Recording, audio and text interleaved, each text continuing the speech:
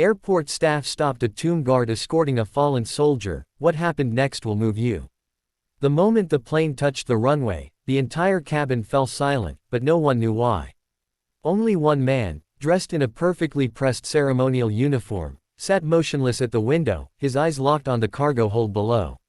He wasn't just a passenger.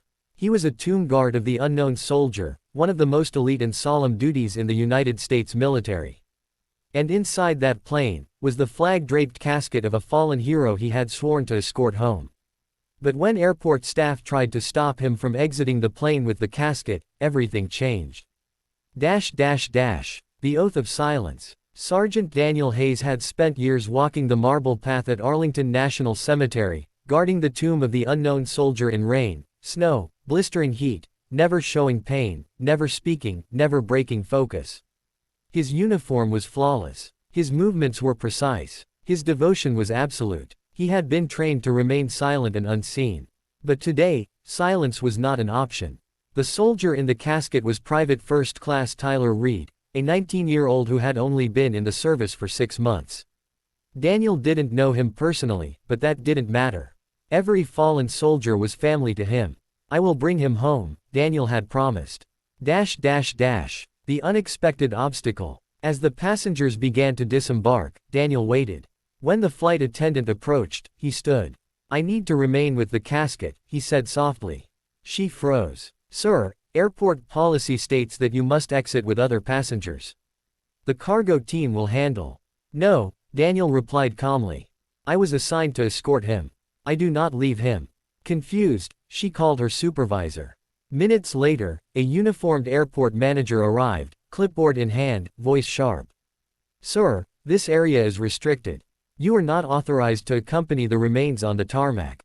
Daniel stood tall. With respect, I am authorized. I am a tomb guard. This soldier is not just cargo. The manager frowned. Rules are rules. Please exit the plane. The other passengers watched, whispering. Some assumed Daniel was being difficult. Others sensed something deeper. And then, it happened. Daniel reached into his coat and pulled out a white cotton glove. With trembling hands, he showed them the tomb guard identification badge. Less than 700 people in history had ever earned it. The badge that symbolized eternal honor.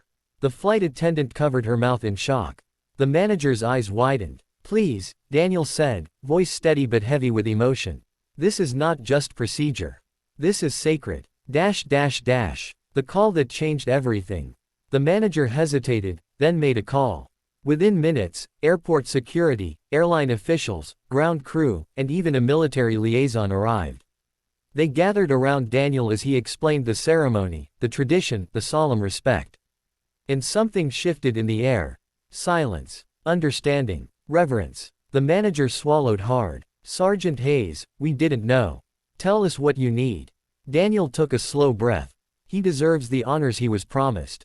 The honor walk. The airport halted a departing flight. Passengers were asked to wait. All ground vehicles stopped. And then, the announcement came over the intercom. Ladies and gentlemen, we ask all airport staff and military personnel to stand by for an honor walk for a fallen soldier. People began to gather at windows, lining the terminal, pressing their hands to the glass. Some stood outside in the cold. Others saluted. Many cried. Daniel walked beside the casket as it was lowered from the cargo hold. Step by step, each movement perfect, ceremonial, dignified.